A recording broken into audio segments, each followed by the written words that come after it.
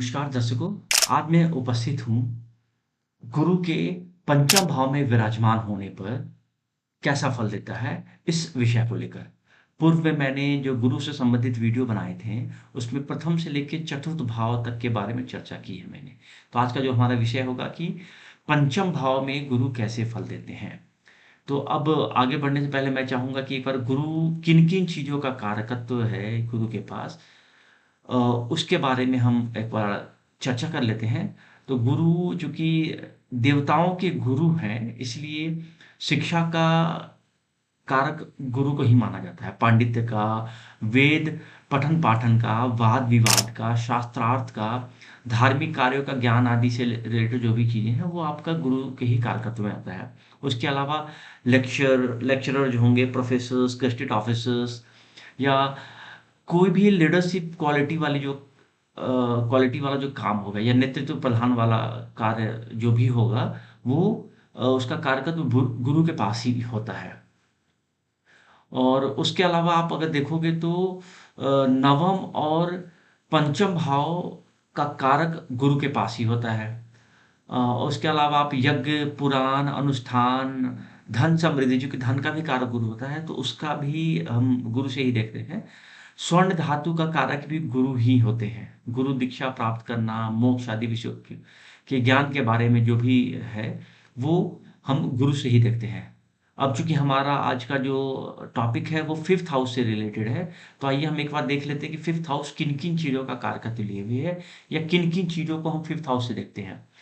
तो चूंकि fifth house पुत्र का भाव है, तो इसलिए पुत्र से संबंधित जो भी चीजें आपको देखनी है, खासकर प्रथम पुत्र से रिलेटेड, या आपकी प्रोमिसेस पुत्र से रिलेटेड क्या है, वो आपको फिफ्थ हाउस ही बताता है। उसके अलावा आपका मंत्रणा शक्ति हो गई, आपका किसी के प्रति जो प्यार है, खासकर किसी महिला के प्रति जो प्यार है, उसको भी दर्शाता है ये। खेल विनोद का जो स्थान है आपका, जैसे मान लो कि सिनेमा घर हो गया, कोई क्लब व्लब है, उन सब चीजों का भी रिप्रेजेंटेशन फिफ्थ हाउस ही है। स्त्री का, जो आपकी पत्नी का बड़ा भाई है, वो भी है, बिकॉज सेवन से 11th होता है, इसलिए सेवेंथ हाउस आपके पत्नी का होगा, और पत्नी से 11th हाउस आपका स्त्री का बड़ा भाई होगा। अच्छा, उसके अलावा बड़े भाई की स्त्री भी हम इसी से देखते हैं। क्यों? बिकॉज बड़ा भाई आपके 11th हाउस हो गए, और 11th हाउस से 7th आपके बड़े भाई की स्त्री होगी। तो इनसे आप कुंडली को रोटेट करके भी चीजों को देखोगे तो आपको बहुत फर्क पड़ेगा प्रिडिक्शन में। अच्छा, उसके अलावा लॉटरी, भाग्य आदि का विचार आप फिफ्थ हाउस से कर सकते हो। गर्भ का, वाणी का, बुद्धि का, इन सब चीजों का विचार आप फिफ्थ हाउस से कर सकते हो आप। तो ये तो कुछ बेसिक चीजें थी जो कि फिफ्थ हाउस से थी। अब हम आज का जो हमारा टॉपिक है कि फिफ्थ हाउस किन किन चीजों, फिफ्थ हाउस में अगर जुपिटर बैठा हो तो कैसा फल देगा। तो जब भी अगर जुपिटर फिफ्थ हाउस में जिसके भी बैठा होता है, तो ऐसा जातक काफी बुद्धिमान और चतुर होता है, और काफी एक तरह से बोले ओपन माइंडेड होगा, विशाल दृष्टिकोण वाला होगा। कुछ भी आप चीजें आप बोलोगे इस फिफ्थ हाउस में जुपिटर प्लेस्ड है उस जातक से, तो उसका दृष्टिकोण ही बिल्कुल डिफरेंट होगा। आप जो सोच रहे होगे उससे बिल्कुल अलग वो सोच के आपको बताएगा, आपको सरप्राइज कर देगा। उसके अलावा एक अच्छा ऑरेटर होता है, कुशल भाषण करता होता है, कुशल संभाषण करता होता है। उसके अलावा काफी प्रतापी होगा ऐसा जातक, और अनाज आदि का दान भी काफी उससे अच्छा लगता है ऐसे जातक को। अपने जहाँ पे वो जन्म लेता है जातक, ऐसा जातक अपने कुल से काफी प्रेम करने वाला होता है। और याद रखें आप कि 18वें वर्ष में राजद्वार के लोगों द्वारा शासन करने वाला होता है।